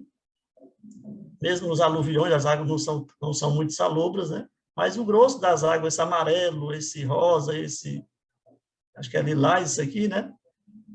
Você tem aqui uma grande quantidade de água salobra, até aqui no Cariri Oeste, né? Numa cidade chamada Salitre, né? Eu acho que o nome Salitre é porque o meu município todinho ou é amarelo ou é vermelho, são águas salobras, né? Então, é o retrato. O nosso cristalino, né? Ele é repleto de poços que tem problemas, né, com acúmulo de sais, e é explicado pelo próprio estilo do aquífero, né? Aqui você vê o mapa anterior, ele casa com um dos usos que essa água tem, que é a produção de água doce, né? Através do uso de dessalinizadores. Então, você vê que os dessalinizadores estão distribuídos nessa faixa, porque aqui a gente encontra muitas comunidades que não tem outra fonte hídrica a não ser aquele poço com água salobra, né? Que não é adequado para o consumo humano. Então, tem que instalar um dessalinizador como uma alternativa, né? Que é uma alternativa aliada, como é a da cisterna que o Salomão mencionou, né? Que é muito utilizada hoje também, né? É uma alternativa mais individualizada, né? Enquanto que o dessalinizador é uma alternativa mais para a comunidade, né? Bom, aí aqui você tem esse estudo, que ele fez um estudo com 23 mil poços, e a maioria dos poços em área de cristalino, né? E aí ele fez a classificação quanto à salinidade. Ele usou aquela escala do Richard, né? Classe 1, classe 2, classe 3 e classe 4. As águas salobras são as classes 3 e 4. Então, observe que da amostra que ele pegou de poços cristalinos para avaliar a parte de análise, cerca aqui, ó, se você pegar 38 com 46, dá 80% dos poços do cristalino são águas salobras, segundo esse autor, né? Na faixa sedimentar, menos de 30%, né? Na faixa aluvionar, tem muito nessa classe C3, que não é uma classe tão restrita, né? Certo? Na classe C4 tem muito pouco. Então, eu somei aqui, fiz uma estimativa de poços que poderia ter nessa amostragem que ele pegou, né? Então, aqui nós teríamos aqui em torno de 13 mil poços com águas salobras, né? Um dado interessante que ele fala, que ele apresenta, que nas análises que ele pegou, né, 98% são classificados como S1, ou seja, uma baixa rasa. Então, não haveria tanta restrição quanto ao sódio, né? Agora aqui, a vazão média desses poços do cristalino é de 2,6 metros por hora, e a mediana é 1,5, ou seja, metade dos poços que ele avaliou, né, se for estimado esses 13 mil, metade teria uma vazão menor do que 1,5 metros por hora. Então, para trabalhar com irrigação, né, não chega nos números que as águas residuárias que o Salomão apresentou, né, chegaria, né? Porque os poços são separados, né? E as vazões são baixas, né? Então, a gente vai ver que não vai atingir grandes áreas possíveis de serem empregadas na irrigação. Até porque não tem, como eu mostrei anteriormente. Esse aqui é um trabalho que a gente está fazendo, eu vou apresentar alguns dados preliminares, que é a dissertação da Carla Ingrid Less, e nós pegamos 3.500 poços da Soída e bate mais ou menos com o trabalho anterior, né? Primeiro, a salinidade, né? Cerca de 70% das amostras. Aqui eu peguei só as águas salobras, né? 0,8 a 1,5, 1,5 a 3. Juntando essas duas classes, que é baixa ou moderado efeito, né? Você tem 70%, né? Observe que as águas não são tão salobras assim, acima de 6 já é um percentual bem pequeno, né? Mas a maioria se encontra numa faixa razoável, né, do ponto de vista do uso em atividades produtivas. Né? Mas quando você vai para a vazão, né, de novo, bate, né, nesses 3.500 poços, 45% tem abaixo de 2 metros cúbicos por hora, certo? E em torno de 20% tem menos de 1 metro cúbico por hora.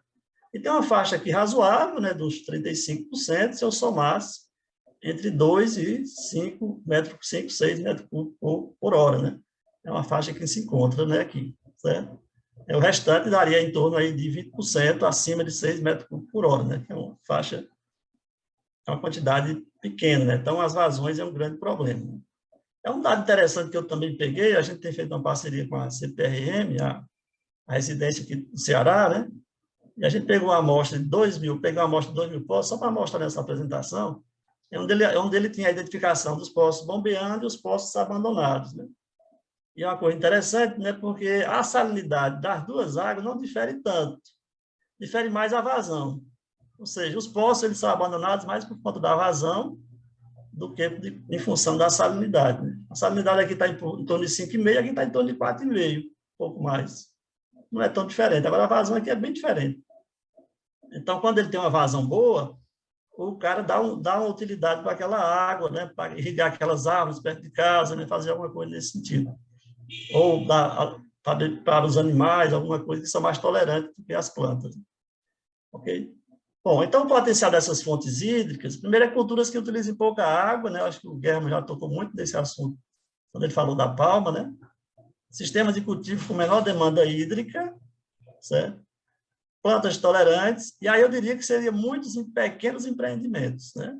São muitos porque o poço está ali, né? Eu não tenho vazão suficiente para grandes empreendimentos. Então, a possibilidade, o Guilherme falou que nós temos aí mais de 200 mil poços, né? Então, a possibilidade realmente é para atender pequenos agricultores, certo? Nós não estamos aqui pensando em grandes empreendimentos com essas águas, as fontes hídricas. Aqui a palma, né, que foi falada, né, uma cultura muito trabalhada, o Salomão mostrou aí com reuso, o Guilherme mencionou instalação de mais de 1.000 unidades, né, em Pernambuco e Bahia.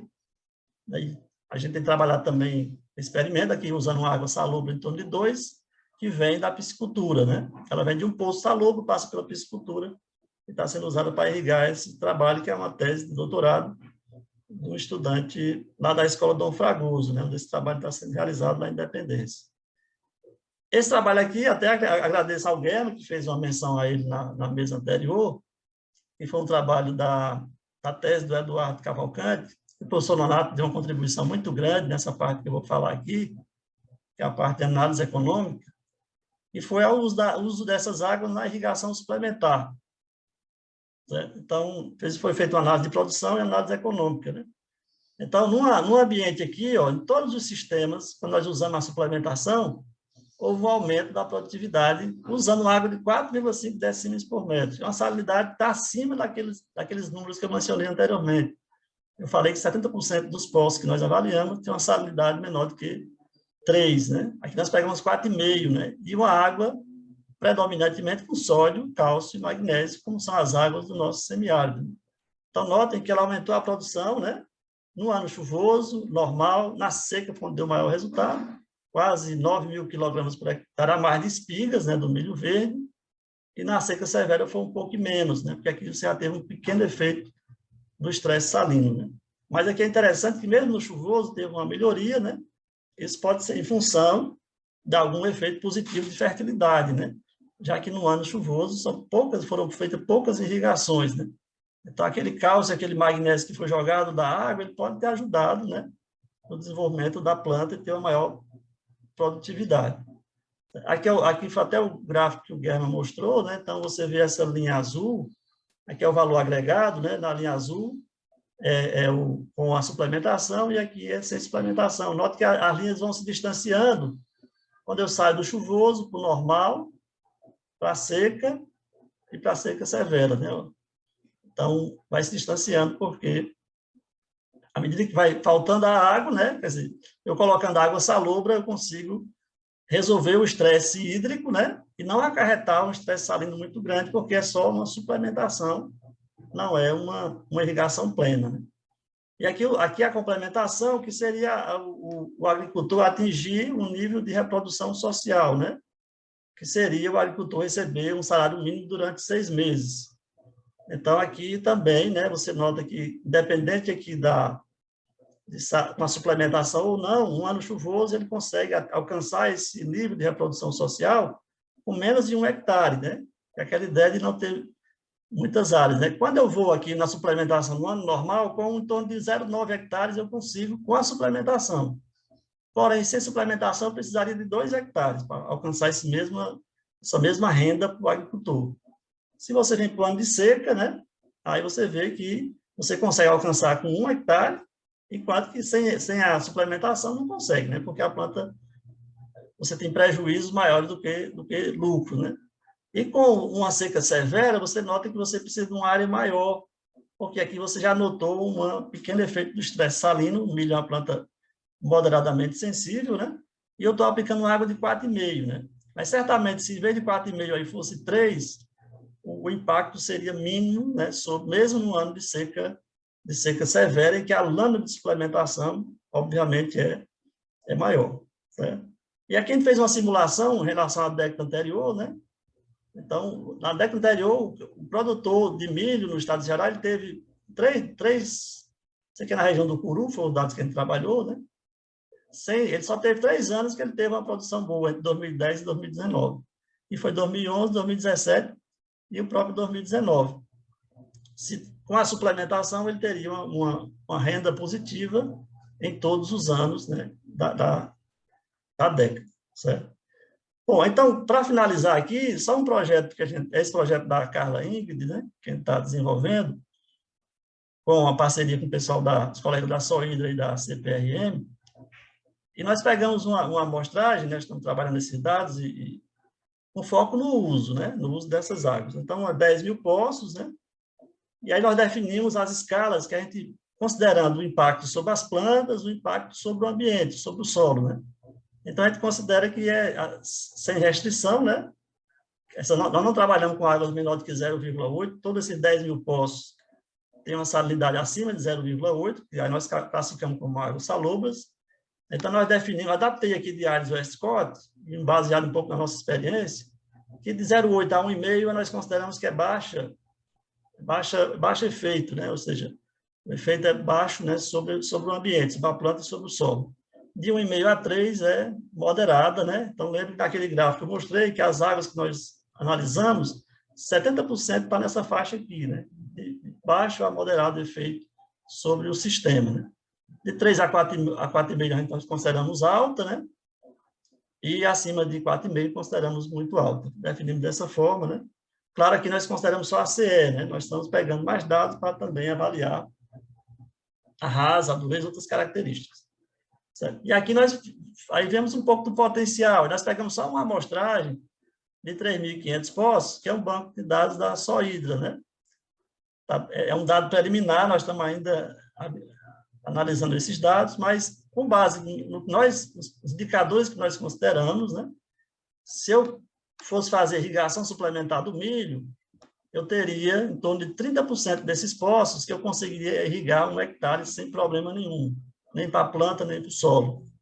Certo? Ou seja, eu poderia ter 1.077 empreendimentos de 1 hectare usando essas águas salobras para pequenos agricultores.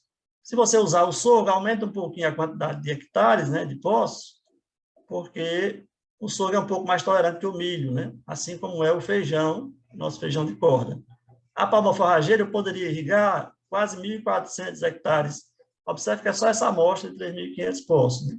O cajueiro, né, cai um pouco, aí porque a demanda, né, porque não seria irrigação plena, 828 hectares, e o coqueiro, 743 hectares. Poços, né? Poços, consequentemente, nós estamos colocando hectares. Né? Detalhe, são hectares pulverizados, né? Porque os poços são pulverizados, e é claro que aí tem que ver os outros componentes, né? Componente de solo, né? Componente de sistema de irrigação, etc. Mas aí é só para mostrar o potencial, né? O potencial que teriam esses 3.500 poços. Se nós pegarmos outros sistemas que consomem menos água, né? Aí alguns o potencial aumenta. Por exemplo, a hidroponia, que foi muito falado hoje, né? O Salomão também mencionou, com o uso de reuso, né? Mas 70% desses poços, eles poderiam fazer uma unidade de hidroponia de 100 metros quadrados, certo? O que equivaleria a 2.424 desses poços são adequados, considerando as características que nós estamos avaliando. Para a criação de tilápia, 2.800. Aqui, para a produção de muda de coqueiro, 2.900. Muda de cajueiro, 2.400. Espécie da caatinga cai um pouco, porque elas são mais sensíveis, né? Apenas 34% seria viável, né? Então, notem que, é como eu falei, você pode ter um potencial, né, de ter uma grande quantidade de pequenos empreendimentos, né? E você pode ter mais de um empreendimento, porque alguns desses empreendimentos não consomem tanta água. Certo? Então, assim, o que a gente conclui aqui, né, estou chegando aqui no final, primeiro, eu gosto muito do discurso do German, né, porque ele defende com muita ênfase essa visão da agricultura biossalina, né? E quando ele fala dos 200 mil poços, ele tem toda essa consciência dessa questão da vazão e que nós podemos fazer muitos pequenos empreendimentos, né? Mas, para isso, é preciso ter parcerias institucionais, como a gente tem feito, né, com os órgãos estaduais e federais. Nós temos buscado, atualmente, prefeituras, né, escolas e organizações não governamentais, organização de produtores, e o foco nosso, né, nós estamos trabalhando dentro da região aqui do Cristalino, né? O foco nosso são em pequenos empreendimentos, que possa, né? O foco é gerar, né? Como foi falado hoje, foi falado pelo Javier, foi falado pelo próprio Silvio pela manhã, né? O foco é gerar, né? Ocupação e renda, né? Então, aqui só para mostrar, isso aqui nós estamos, é um dos municípios que a gente está começando a trabalhar, temos já algumas ideias já encaminhadas, mas é um projeto que envolve, aqui está o professor Fernando Bezerra, tem aqui a secretária de Educação, a secretária de Agricultura do município, porque envolve a parte de educação ambiental e envolve a ideia de nós trabalharmos com a agricultura biossalina, né? Então, já temos 3 municípios que já estamos contactados, né, para fazer esse tipo de ação, né? Está o envolvimento dos estudantes, dos professores e de pequenos agricultores, como eu mencionei. Né? Então, próxima semana já temos outra visita para um outro município, com essa ideia, né, de nós trabalharmos no projeto integrado, né? Aí tem umas equipes aí boas, né? Temos 2 equipes sendo... Essa equipe desse projeto da educação ambiental, o professor Fernando, com o nosso projeto da agricultura biossalina, que entra aí a hidroponia, o professor Alexandre está trabalhando com a gente, o professor Nonato, né? E a professora Miriam, do Departamento de Solos. E a ideia, nós vamos desenvolver agora nesse município, né? No mínimo um trabalho de tese, uma dissertação, trabalhando diretamente no campo, né? Com as ideias que nós estamos dentro desses focos, né? De pequenos empreendimentos e dentro do foco da irrigação suplementar, usando essas fontes de águas, né? De águas salubres, certo? Então, o foco é isso aqui, né? Gerar ocupação e renda no campo, associado, né, com a parte de educação ambiental. Então, agradecendo, Nonato, mais uma vez, espero que tenha dado tudo certo.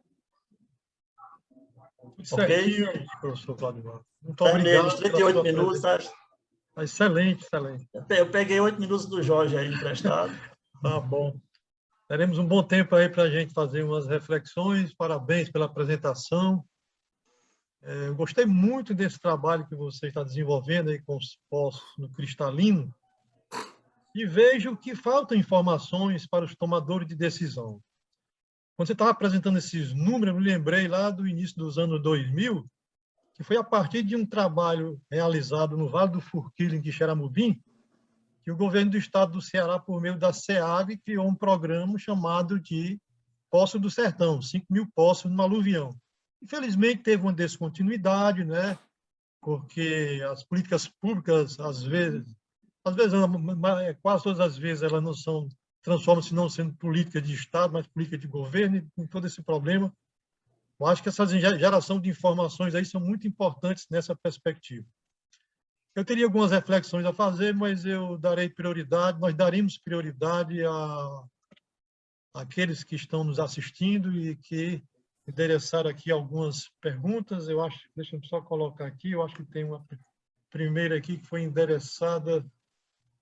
Muitos parabéns, né? Congratulações. Eu acho que o nosso amigo Jorge Ferreira que está aí, eu vou ler aqui, Jorge, ver se é isso mesmo. Salomão, você mostrou que 703.000 hectares são irrigados com água tratada. Isso é 48% da água residuária produzida. Produzida, não sei se é uma interrogação. Você pode definir se essa água é de tratamento primário, secundário ou terciário? Esta está já filtrada e clorinada? Uma pergunta Obrigado, aí Renato. Bem, Jorge, essa água, ali eu estou mostrando um potencial. Quando eu mostrei aquele potencial de mais de 1 milhão de hectares que nós podemos irrigar, é com o esgoto que é produzido atualmente. Aí nós temos o esgoto que é apenas coletado. Aí nós chegamos aí a 990.000 hectares, mais ou menos, né? E com o que é coletado e tratado, efetivamente, chega a esses 700.000. Não é que existe essa área, ali é o potencial de área irrigável que a gente tem com essa água disponível, tá? Com relação ao tipo de sistema de tratamento, são diversos tipos, né, que é utilizado, tá? Então, tem desde de sistemas simplificados, né, municípios que adotam o sistema simplificado de tratamento, só tratamento preliminar e primário, né? Mas tem também municípios que adotam, né, até tratamentos terciários, tá? Então, há uma grande variação. Isso depende do município. O motivo pelo qual eu fiz a pergunta, Salomão, é porque eu fiquei impressionado com o valor que o nosso aqui na Califórnia só chega a cerca de 13% da água que é realmente tratada, um tratamento terciário, que é clorinada. Então, toda a água que a gente gera no estado da Califórnia, hoje, depois de mais de 100 anos desse programa, da existência desse programa, a gente só está com um valor de 13%. E hoje, quando eu vi os seus números, eu falei que 50%, isso está um valor excelente. Eu não entendi que era estimado. Muito obrigado. Ok, doutor Jorge. Salomão, nós temos aqui uma outra indagação do nosso amigo Mauro Oliveira. Pergunta o seguinte: nessas áreas onde a agricultura familiar se utiliza do reuso da água, como é observado o controle da qualidade biológica dessa água no uso para a produção de alimentos? Existe um controle microbiológico? Uhum. Olha, o reuso ele já tem sido feito bastante, né, principalmente promovido e incentivado pelas organizações sociais que acompanham, né, a agricultura familiar. Em algumas organizações sociais existe, né, digamos assim, um monitoramento, tá? Agora, esse monitoramento, às vezes, ele não é sistêmico, tá? O que acontece? Eles fazem um monitoramento até definir uma estratégia de manejo, né, para que aquela qualidade do efluente ele não mude com o tempo. Então, a partir dali, eles, através dessas estratégias de manejo já definidas, eles já têm ideia da qualidade do efluente, tá? Mas nós não temos, assim, digamos, um programa governamental que pudesse monitorar, certo, a qualidade desses efluentes. Mas, por exemplo, essa organização IRPA, lembrei o nome agora, que atua no semiárido baiano, aqui está implementando aquele sistema que eu mostrei para vocês, né? Eles vêm com um trabalho com a Universidade Federal lá do Vale do São Francisco, né? E vem a Univasf e vem monitorando isso, tá? Monitorando e com resultados bem animadores, inclusive resultados melhores do que o obtido em nível de pesquisa, tá? Então, a gente, lá na nossa pesquisa, nós monitoramos o sistema por quase 2 anos, tá? A qualidade do efluente, certo? Era para uso irrestrito devido a algumas condições. Primeiro, o sistema de irrigação, que era localizado, e também o tipo de cultura que é explorado. Então, quando a gente vai avaliar a qualidade do efluente, a gente também deve considerar, tá, que cultura está sendo explorada e também o tipo de sistema de aplicação. Então, o nosso sistema lá, tá, ele promovia, né, um uso irrestrito para aquela cultura, tá? Com aquela qualidade lá, a gente tinha, em média, uma quantidade do indicador que a gente monitorava, que é o E. coli, tá? Em média, era 10 a quarta. Tá?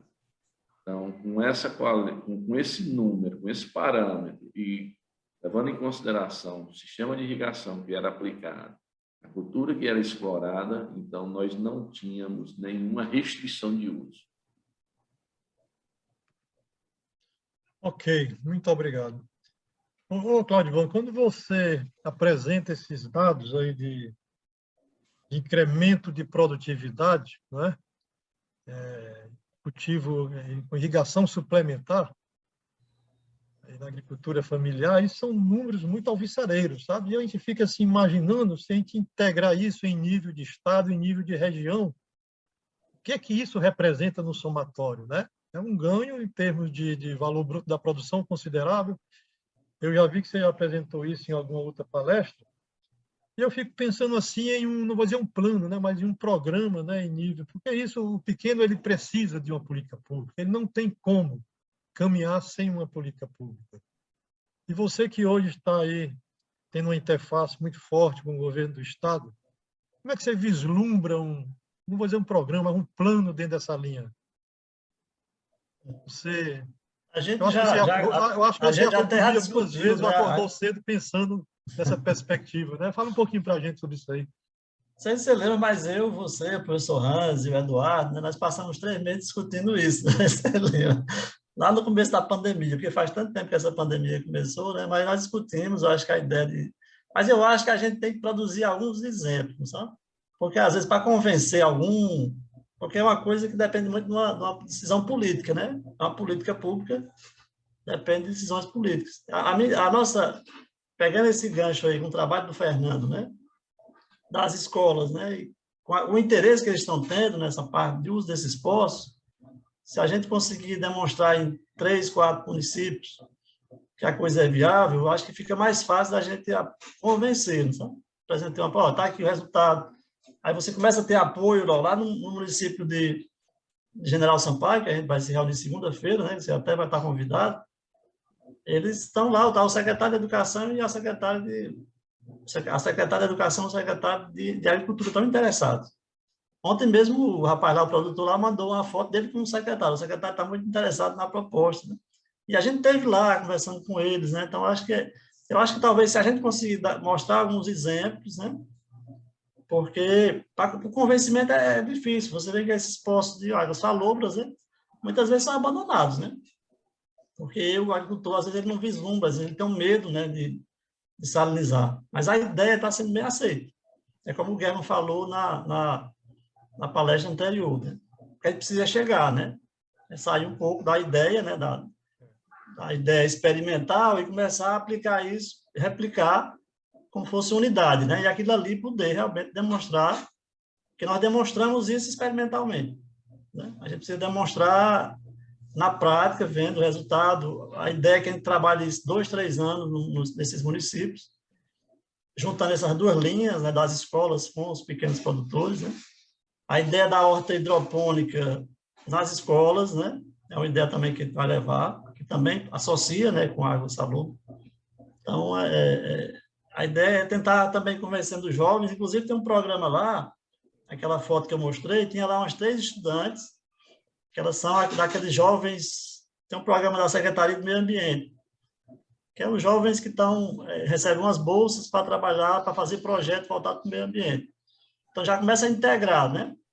Integrar o trabalho de uma secretaria, o trabalho de uma outra secretaria, e, de repente, a gente chega a convencer, né? E a mostrar que pode ser colocada como uma política pública, né? Porque até chegar na política pública, eu acho que tem mais esses passos, né, do diálogo, né, com os setores políticos, né, também. Os setores administrativos e políticos. É claro que eu me lembro dessa discussão, mas é que hoje você já tem muito mais números, já também incorporou a hidroponia, e você falou aí em agregar com outros sistemas, né? Eu vejo, por exemplo, que não são excludentes esse programa com o próprio programa dos poços rasos. Eu acho que ele daria para incorporar com o programa de poços rasos, que na época ele foi desativado, e com o próprio PIP, né, Leonardo? O pequeno, da pequena irrigação também, né, que você mencionou. Exatamente, o PIP está aí, está já, né, a pleno vapor, está começando, aliás. E os poços rasos eles foram desativados. A ideia lá do rapaz de Ginaldo Sampaio é casar com o programa da irrigação da pequena propriedade, que é esse PIMP, né? E que o agricultor também não, como foi falado pelo Guerra, né? O agricultor vai pagar uma parte do financiamento, né? Sim. Para, como você falou, para ele se apropriar, né? Apropriar da tecnologia, não ser aquela coisa dada sem valor, né? Eu acho interessante, eu acho que é por aí. Ok, obrigado. Eu que agradeço. Eu teria só, Salomão, uma curiosidade. Eu gostaria de ser uma pessoa que é muito estudiosa. Você está me ouvindo bem, Salomão? Você é muito estudiosa do tema, né, de águas residuárias, e você colocou aí no final da sua fala a simbiose, né, entre expansão de área irrigada com saneamento. E aí nós temos hoje aí, desde o ano passado, o marco regulatório do saneamento básico, que prevê a universalização dos serviços de água e esgoto até 2033, inclusive aí com a possibilidade de recursos privados.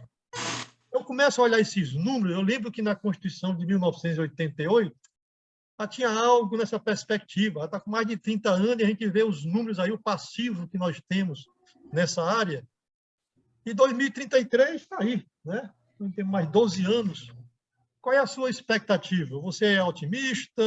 Essa simbiose, será que nós chegaremos próximo lá do que é a indústria sucroenergética? Lá você colocou um valor de 2,9 milhões de hectares lá com fertirrigação com vinhaça lá no Sudeste. Como é que você faria uma reflexão sobre essa perspectiva? Eu sou um realista esperançoso, viu, Nonato? Eu não acredito que a gente chegue à universalização desse tempo. Tá? E quem trabalha no saneamento, né, também, vários especialistas já dizem que é impossível nós chegarmos, né, a essa cobertura, né, de 100%. Eu acho que a gente tem um longo caminho a percorrer, porque a principal, né, agência, que é a reguladora, ela ainda não está preparada para a parte do saneamento, que é a Agência Nacional de Águas, né? Então, a gente sabe que a Agência Nacional de Águas tem feito um trabalho belíssimo nessa parte de gerenciamento de recursos hídricos, gerando informação, então tem um corpo técnico muito bom, mas ainda com relação ao saneamento, me parece que eles ainda não têm esse corpo, né, para fazer frente a esta regulação. Então, nós temos que enfrentar primeiramente, para que a coisa impulsione, né, porque só vai funcionar se a gente tiver um órgão regulador forte. Tá? Então, o papel da Agência Nacional de Águas é fundamental para que fiscalize, né, essas metas, né, e o cumprimento delas, né? Fiscalizar o cumprimento. Aqueles números que eu coloquei das áreas fertirrigadas, elas já existem, né? O setor sucroalcooleiro já vem fazendo isso já há muito tempo, né? Então, já hoje, né, segundo dados da própria Agência Nacional de Águas, né, chega aí a quase 3 milhões de hectares fertirrigados.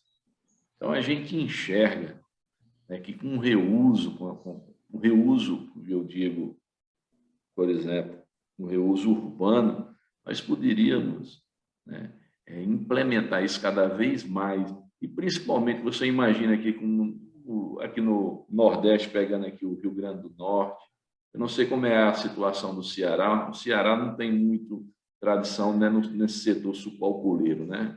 Me parece que não. Mas quando a gente pega aqui Rio Grande do Norte, Paraíba, Pernambuco, Alagoas, né?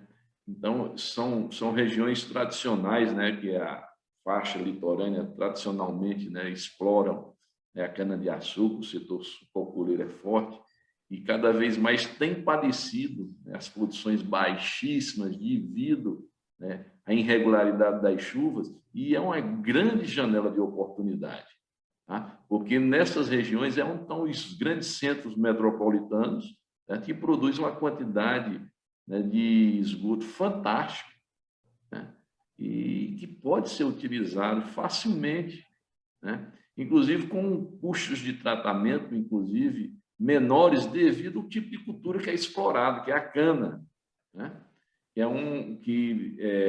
O produto final dela é totalmente industrializado. Então, eu acho que a gente tem uma grande janela de oportunidade para ter água e nutriente à disposição. Falta vontade política, tá? A vontade, falta decisão, talvez não digo nem vontade, decisão política, porque Nonato, a gente já passamos, o Brasil já passou dessa fase de dizer, mas dá certo, dá. Os resultados de pesquisa, eu, por exemplo, eu já trabalhei com café, eu já trabalhei com mamona, já trabalhei com algodão, enfim, já trabalhei com um monte, com flores, né? Então, a água residuada, ela tem se mostrado, né, eu estou falando de mim. Então, quando a gente avalia outros colegas que têm trabalhado com outras culturas também, aí no país afora, a gente já tem resultados sólidos, né, da viabilidade, tanto técnica como econômica e como ambiental, né? Claro, agora nós precisamos também definir, né, estratégias de manejo, porque como ela tem os benefícios, também ela tem os malefícios, porque ela é uma água salobra também, né? Então, Pode ter uma rasa elevada, né? Exatamente. Ela é salobra, em compensação, tem uma quantidade de cálcio, magnésio, né, que contrabalanceia, mas há necessidade, né, de estratégias de manejo. O trabalho do Claudivan aí, Claudivan, eu reitero os parabéns que você tem feito, principalmente quando eu vejo aquele trabalho que você fez e mostra os resultados econômicos, né, com irrigação suplementar com águas salinas, né? Então, é fantástico. Eu acho que a gente pode e deve fazer isso também com o esgoto doméstico tratado, tá? Enfim, então é uma grande janela de oportunidade de negócio. As companhias de água ainda não enxergaram de forma definitiva e convincente que o esgoto tratado é um grande ativo que eles não estão sabendo aproveitar. Agora você tocou no ponto. A pergunta que eu queria fazer, Salomão, é que como que você sente a receptividade do produtor em termos de pagar por essa água reciclada? Porque a apresentação que eu ia dar, eu ia focar numa área bem pequena da Califórnia, onde foi feito esse estudo, e o preço da água tratada, comparado com o preço da água extraída do aquífero, devido ao bombeamento, a eletricidade gasta no bombeamento, o preço da água tratada bem semelhante ao preço da água subterrânea. Mas o fazendeiro aqui está disposto a pagar, porque sem isso ele não consegue produzir, sem isso ele não consegue pagar os empregados, etc, etc. Como que você vê isso no Brasil? o fazendeiro estaria disposto a pagar por essa água reciclada? É justamente isso. Aí, a gente, quando imagina, digamos, uma regulamentação do reuso, a gente tem que ver quais são os incentivos que devem ser, né, postos, por exemplo, para os agricultores que abrirem mão, por exemplo, de utilizar uma água convencional e de uma água residuária. Ao meu entender, em regiões em que há grande disponibilidade de água, o incentivo tem que existir, né? E o agricultor ele tem que sentir, né, que aquele incentivo é benéfico para ele, né? Porque, olha, a gente tem os resultados de pesquisa, a gente às vezes fica trabalhando com água residuária, achando só que é água, fonte de água, mas o mais interessante é que ele supre as necessidades nutricionais das plantas, tá? E é uma conta, né, que o agricultor, às vezes, não leva em consideração, que se ele está aplicando aquela água, ele também está aplicando nitrogênio, fósforo, potássio. Você sabe que as reservas de fósforo aí estão se exaurindo, né, no planeta. Então, a gente tem que reciclar nosso fósforo. A nossa reserva de água está se exaurindo no planeta de termo geral, não é só na Califórnia ou no Nordeste. Então, se você fizer uma analogia com a gasolina e o álcool, hoje você vai numa bomba e o preço da gasolina e do álcool estão bem semelhantes. Então, você se pergunta, será que vale a pena todo esse preço de destruição do meio ambiente, essa água que está sendo consumida para produzir cana-de-açúcar? Mas, se houver um problema na falta de gasolina, existe o álcool. Então, acho que a água residuária seria mais ou menos nesse sentido. Então, vai chegar um ponto que vai faltar água de aquífero, vai faltar água de rio. Então, se a gente continuar no que a gente está, no caminho que nós estamos traçando, nós vamos chegar ao ponto que não vai ter água. Acabou. Então, sem água residuária não se existe. Exato. No semiárido, isso aí já é, por exemplo, se nós tivéssemos, por exemplo, um programa de reuso, né, no semiárido, né, ninguém se oporia, né? Na verdade, Cláudio Ivan sabe, o professor Nonato sabe, nas periferias das grandes cidades, né, o reuso já existe. Agora, um reuso não controlado, com esgoto bruto, né, para a produção, principalmente de forragem, né? Então, e milho, né? Aquele milhozinho verde do ano todo, vocês não se enganem não que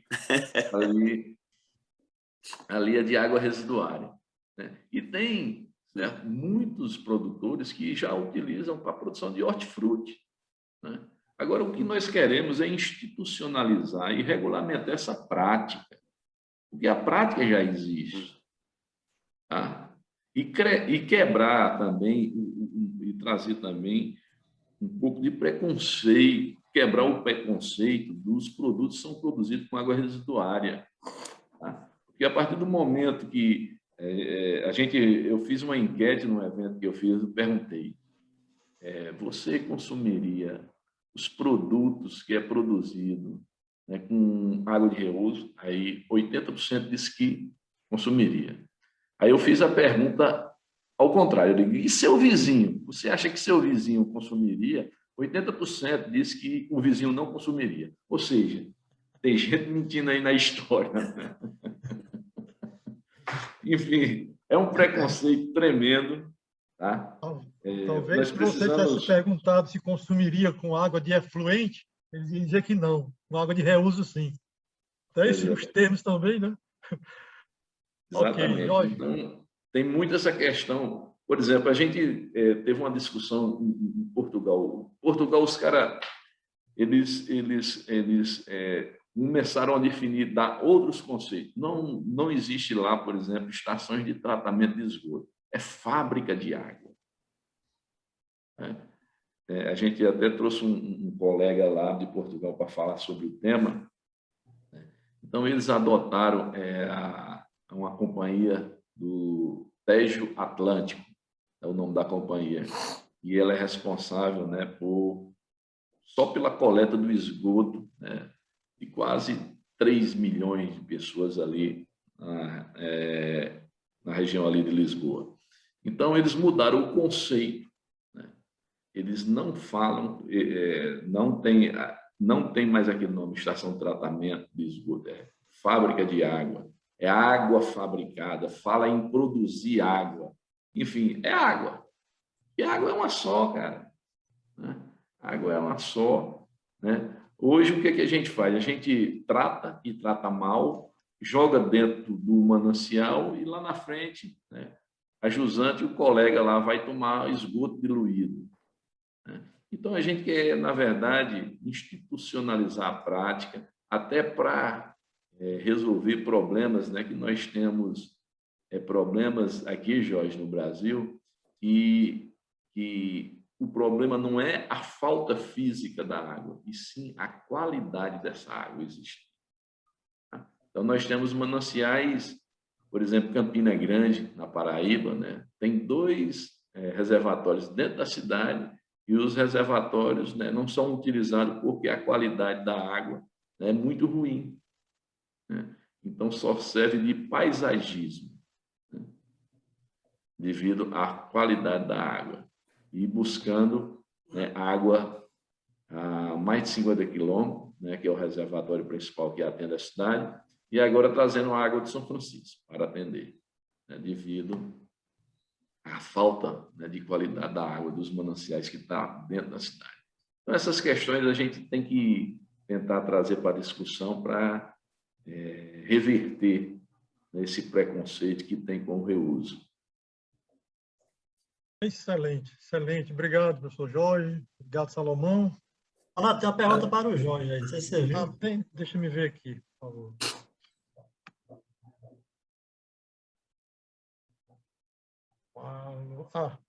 Pergunta aqui do Dr. Marlos Bezerra, da Embrapa. Obrigado, viu, Casão? É o seguinte, Jorge, o uso de água residuária nos Estados Unidos é um negócio privado ou explorado pelo Estado? Está mandando um abraço para você. Um abraço, Marlos. Um abraço.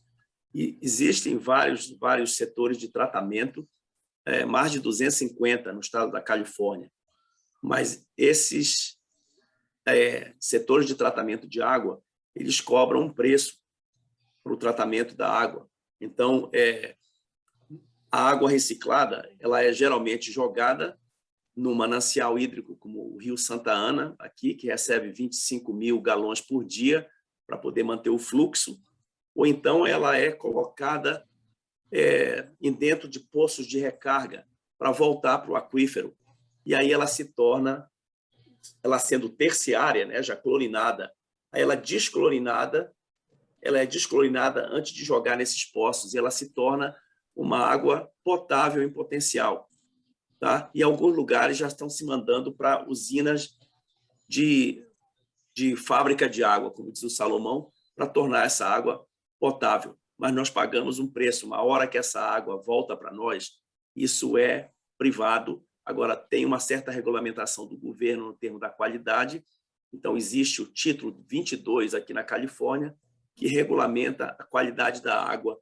Isso é usado, é muito rigoroso, para que não haja o problema de você vender uma água que não seja de alta qualidade, haver um problema com a Escherichia coli, com outros contaminantes, protozoário, a Giardia lamblia. Então, existe um custo, e esse custo é repassado ao consumidor, porque a água também tem que ser tratada com água de luz ultravioleta de alta intensidade para poder matar certos micro-organismos. A Giardia é um deles, o Cryptosporidium também é outro, que precisa da luz ultravioleta de alta intensidade. Então, tudo isso gera um custo na água.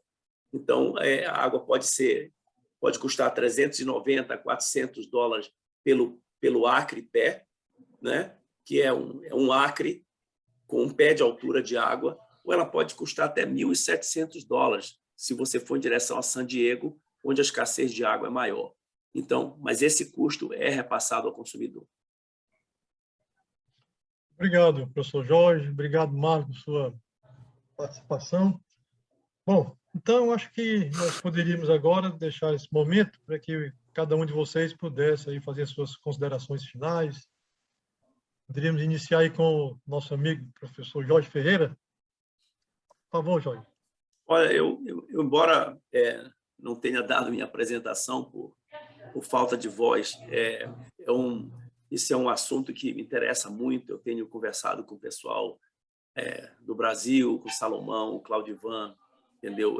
Israel, entendeu? Ao ponto que o pessoal de Israel, eles nem perguntam que água foi usada para irrigar os hortigranjeiros dele. Eles simplesmente compram, porque eles acreditam no sistema tão cegamente que não tem motivo de perguntar. Eles já sabem que é água reciclada, porque em Israel não tem outro tipo de água.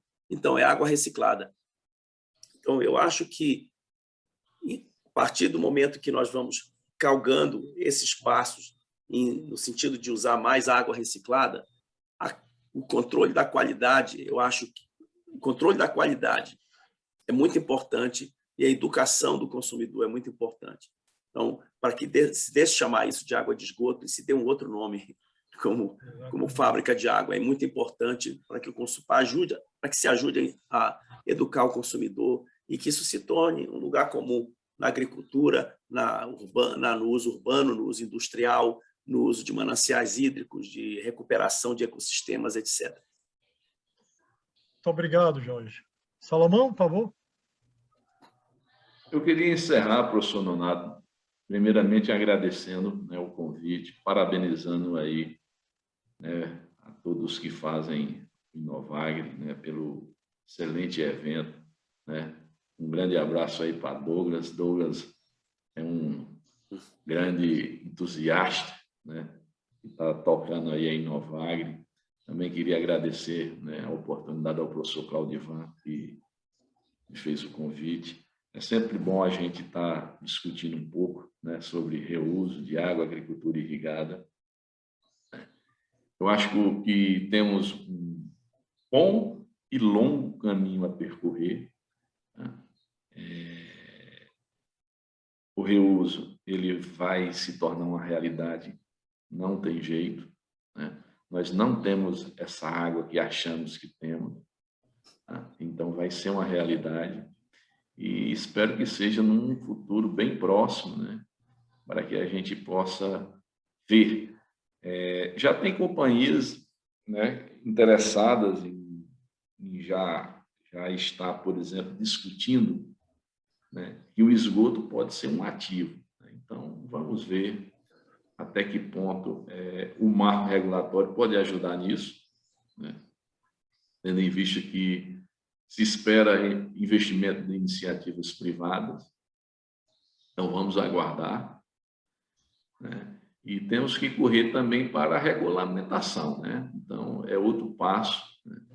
É definir critérios técnicos objetivos, né, para que a gente possa, né, fazer uso, né, da água residuária. Lembrando, não vamos ser xiitas, de modo que a gente possa definir qualidades, né, qualidade de uma água que fique muito cara, tá? Então, a gente tem que observar com que uso, que tipo de sistema vai ser aplicado para que não inviabilize a tecnologia. Então, é uma coisa que temos que estar atentos. Então, e no mais, agradecer, é sempre um prazer e um momento de aprendizagem estar com vocês. Grande abraço aí a todos, parabéns mais uma vez pelo evento. Muito obrigado, Salomão. Professor Claudivan, por gentileza. Não, é só agradecer mesmo, agradecer a você, né? Agradecer ao professor Salomão pela contribuição, agradecer ao Douglas, agradecer a todos os participantes, né? Alguns mandando aqui abraço para você, Jorge, o Reivane, o Juvenaldo. Um abraço, um grande abraço. Eu queria agradecer ao Jorge. Parabéns ao Juvenal pelo trabalho publicado também.